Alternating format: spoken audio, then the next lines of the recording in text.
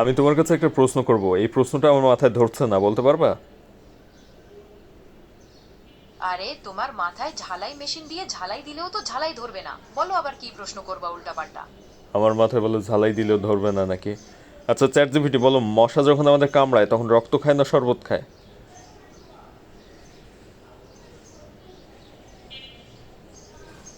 কেন, তোমার গায়ের মধ্যে কি শরবত নাকি? যদি শরবত থাকে আমারে বলো, আমিও মশার সাথে খাওয়া শুরু করি তাহলে। ও বলে আমার গায়ে থেকে নাকি শরবত খাবে, এটা কোনো কথা হইলো? আচ্ছা যাই হোক, মশা যখন আমাদের কানে কাছে এসে ঘ্যান ঘ্যান করে তখন সে আসলে কি বলে এটা বলো দেখি।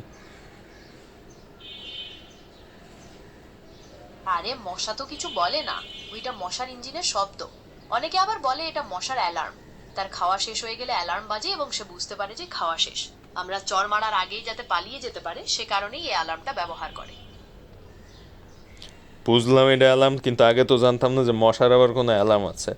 আচ্ছা আরেকটা উত্তর দাও তো, যে আমরা যখন ঘুমাই, ঘুমানোর সময় চোখ বন্ধ করে থাকি, তখন কি আমরা অন্ধকার দেখি নাকি চোখের উল্টো পিঠ দেখি, কোনটা? আরে এটা একটা রিফ্লেকশন। তোমার মাথার ভিতরে বড় একটা ফাঁকা জায়গা আছে। তুমি ঘুমোলে ওই মাথার ফাঁকা জায়গাটা তোমার চোখ দেখতে পায়, যেটা খুবই কালো। যার মাথায় যত বেশি বুদ্ধি সে তত বেশি অন্ধকার দেখে।